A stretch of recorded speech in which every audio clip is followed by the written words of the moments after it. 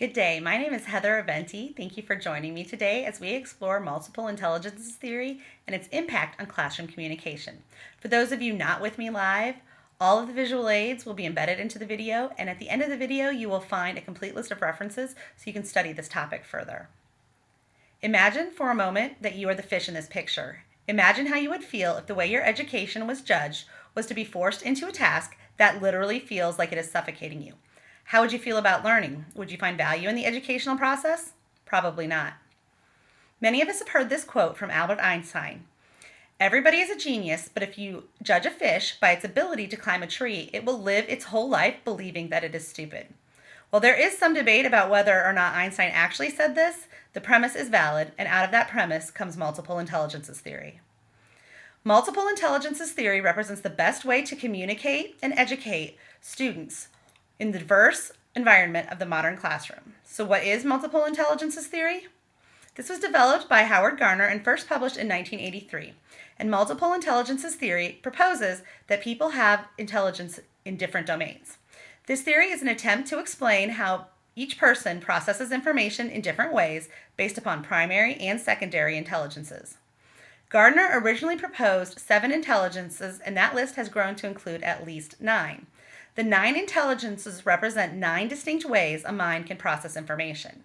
What makes each person unique is that, although there are categories of intelligences that tend to go together, each person's individual intelligences blend represents the unique way that person processes information and thus learns.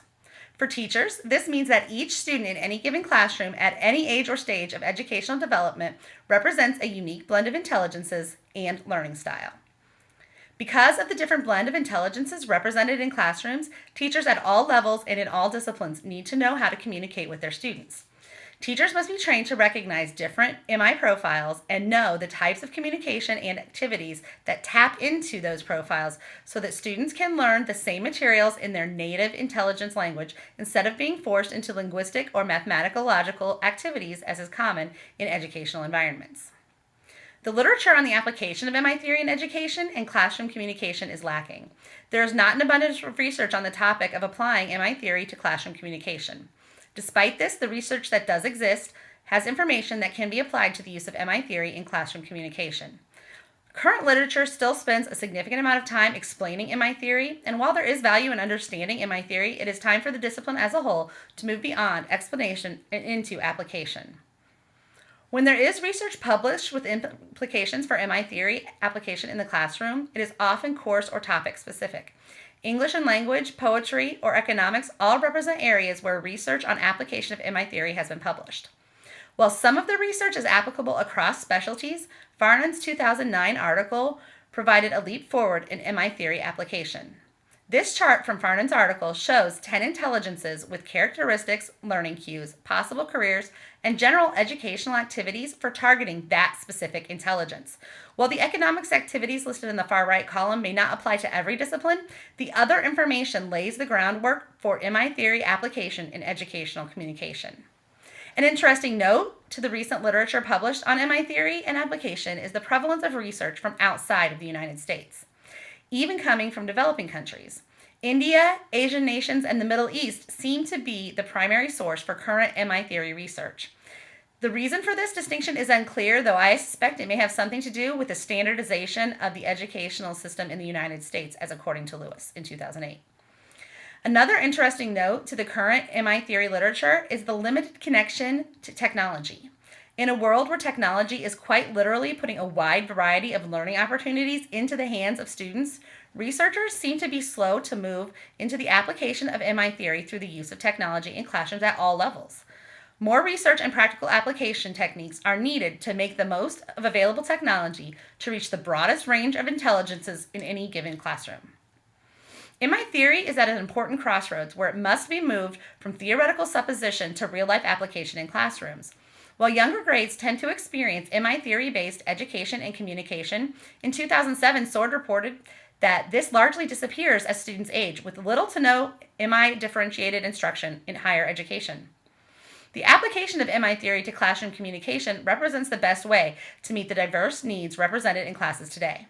Applying MI theory to classroom communication allows for a wide variety of communication techniques and activities, which also serves to reinforce the value of diversity in the classroom and to reach students who may be left out of the traditional verbal linguistic or mathematical logical instruction.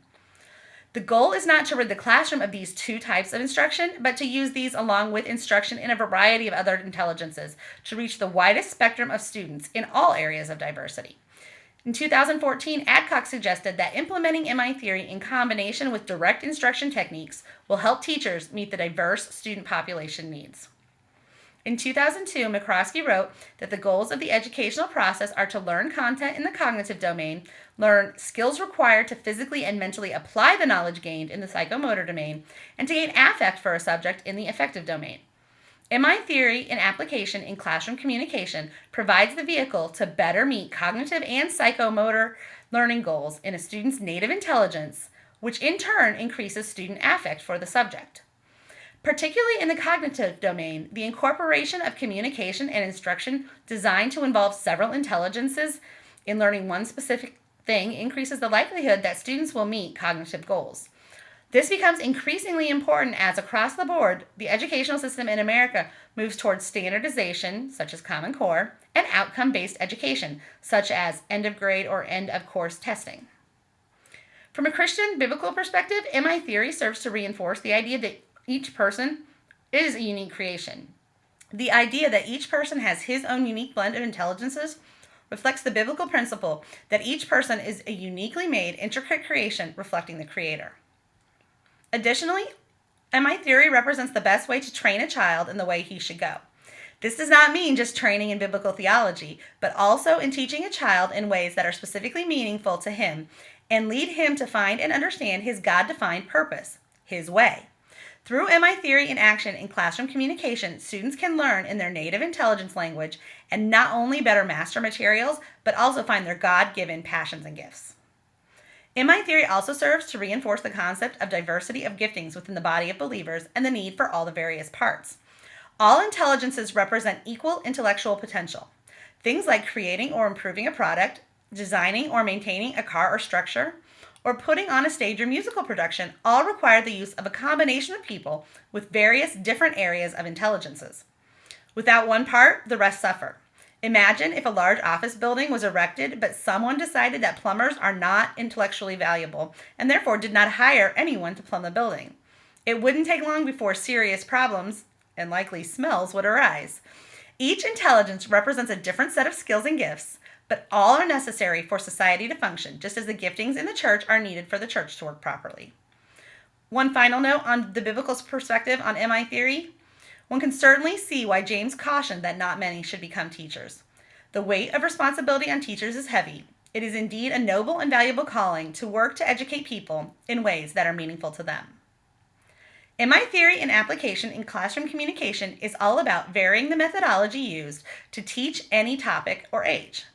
It does not mean that every bit of material must be presented in 9 to 10 different ways. It means that teachers must know what primary intelligences are represented in their classes, look for patterns, and use activities that reach the greatest number of students. Patterns and intelligences emerge based on subject matter and even demographic factors. In 2014, TIE reported that this is particularly true as students' age and subject matter becomes increasingly specified.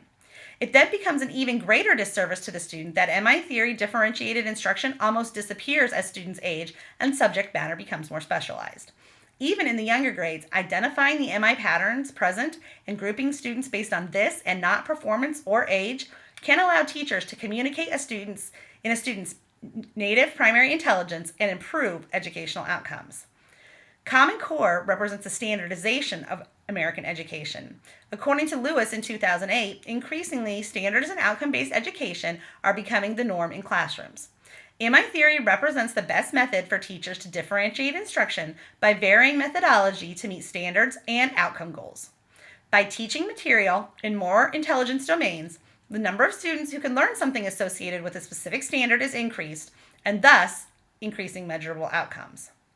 Applying multiple intelligences theory to educational communication across age and discipline spectrums allow teachers to better meet standards and improve educational outcomes. Thank you for your time today.